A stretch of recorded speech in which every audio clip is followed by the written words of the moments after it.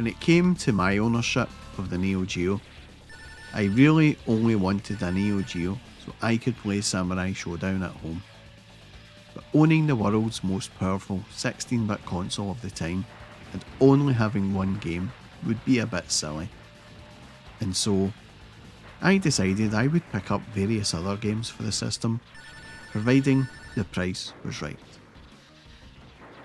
Enter GeForce in Glasgow, a small independent video game and role-playing game store that had a wide selection of imported games and consoles, and would also do trade-ins as well.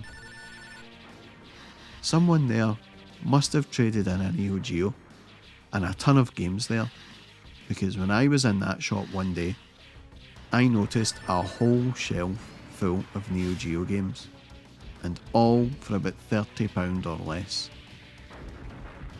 Just take a minute to soak that in.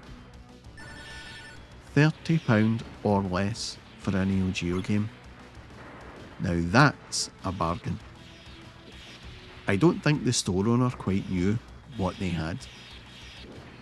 Now, this was early 1995. The internet was not a big thing in the UK at this point. Most homes or businesses did not have a PC with a modem. And so, the prices of these games, I think, were based on age, and the fact the console itself was now considered to be old tech by this point. But one man's stupidity is another man's gain, and over the course of a few weeks, I ended up buying every game he had. It didn't bother me if they were rubbish or not. I was going to buy them, as they were so damn cheap. And one of those games was this great 1 or 2 player side-scrolling shooter, Last Resort.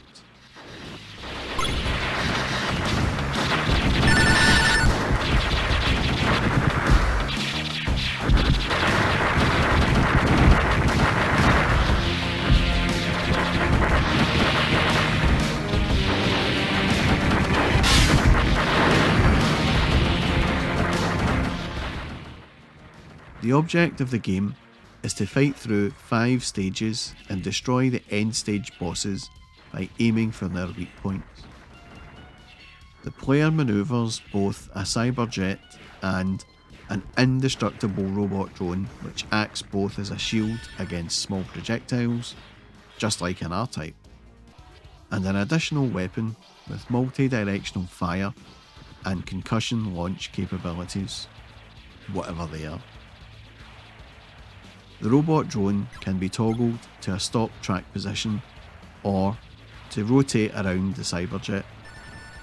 The cyberjet can be upgraded with 3 levels of 3 types of firepower and faster jet speed by collecting the corresponding power-ups. Now, the drone isn't the only thing that is similar to R-Type. The visuals are too. This game looks fabulous from start to finish, which will take 2 playthroughs, but I will get to that later. The backgrounds in this game are absolutely gorgeous, with lots of detail and depth to them, especially in the first level, which are always used as eye-openers in this type of game.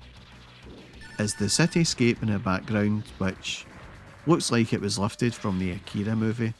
It gives way to the red light tunnel, with beams of light pouring in through the vents above, revealing all the pipework and gubbings. And then, as you exit the tunnel, you approach this massive, desolate looking crater, which again looks heavily influenced by Akira.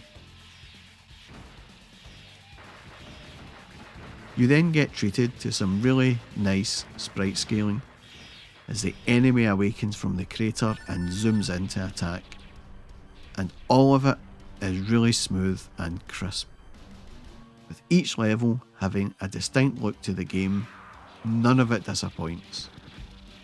all of the levels look really good with high levels of detail everywhere.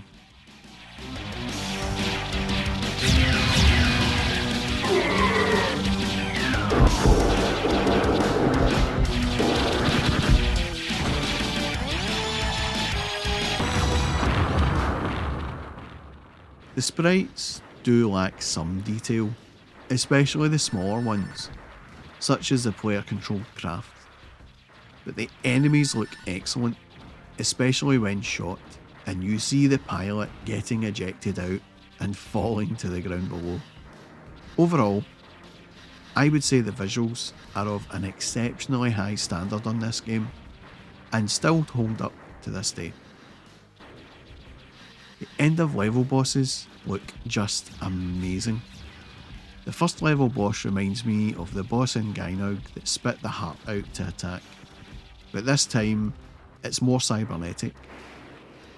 This second level boss with all the moving parts and the flame effect, which looks simply outstanding.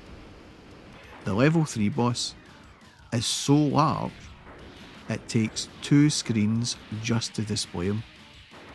And I think the visuals on it push the Neo Geo to its limit, as there can be a little bit of clipping seen in the bottom half. But again, the level of detail is just amazing. And then we have the entire level that is just one big boss. Again, lifted from R-Type.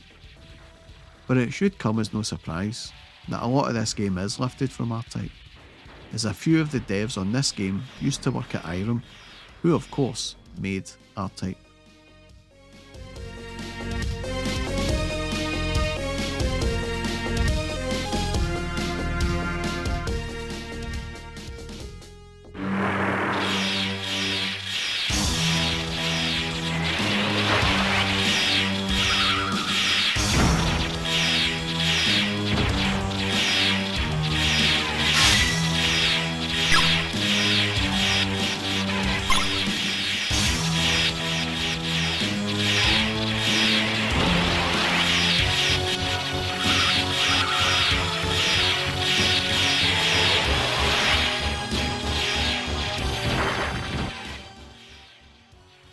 All of the music, from the first level to the last, all of them sound just sublime. And all of the sound effects, explosions, and weapons blasting all sound top quality. Thanks to the multiple channels of sound, Neo Geo games always sounded loud and grand, and I loved it, especially through a pair of headphones or powered speakers. It was like being in the arcade, but without all the sounds of slot machines and Pac-Land, of course.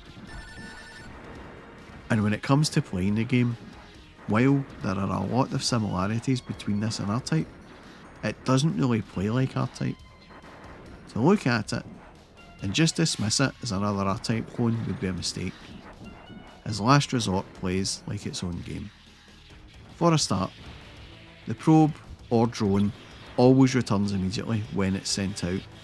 It won't hover away from the player, and so tactically, you have to be careful when you jet it out. Secondly, the probe moves all around the player, and the player has to move to select the field of fire for the probe. You can of course lock the probe in position, but the fire will always shoot in the direction you move against.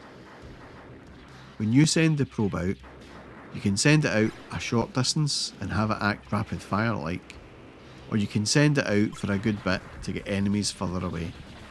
But this will leave you exposed, as like R-Type, the probe will block small fire, but not large.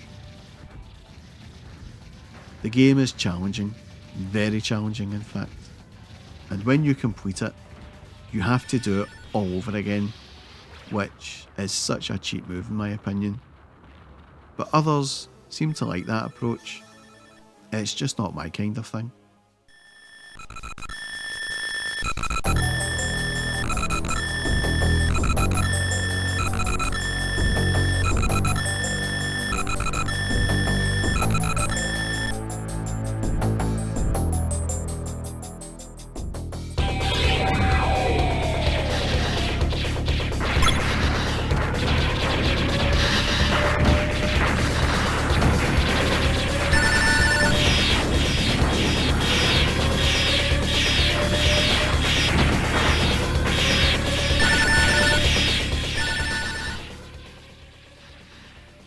Unfortunately, there is a lot of slowdown in this game, and it's the annoying kind as well.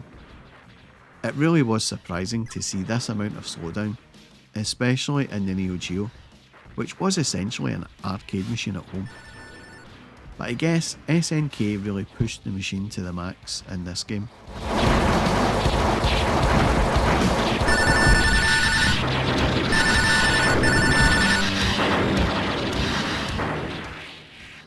For the AES version, you would get 3 credits, and they would never be enough for me to finish the game. And in all the years I owned this game, I never ever beat it, not even once. It wasn't until MAME and some player enhancements that I was finally able to see the ending, and of course, the footage used in this video is tool assisted. Without it, the video would only be about 2 minutes long. I do still own this game, but it has went missing. It may be in the loft somewhere, I haven't been up there for years. But thanks to MAME, I can still get to play it whenever I choose. And I have played this game quite frequently over the years. I would say it's not as good as R-Type, but it's still a very decent blast indeed. And it was great fun in 2-player mode, something which R-Type lacked in my opinion. Last Resort is a very challenging, very fun, very slick looking and excellent sounding game that I can wholeheartedly recommend you pick up and play as soon as possible, if you have the ability to do so. And that was my look back at Last Resort on the Neo Geo. If you liked this video, then please do give me a sub and a thumbs up, or maybe even a comment or 2 below about your memories of Last Resort. And that's all from me folks. Thanks for watching.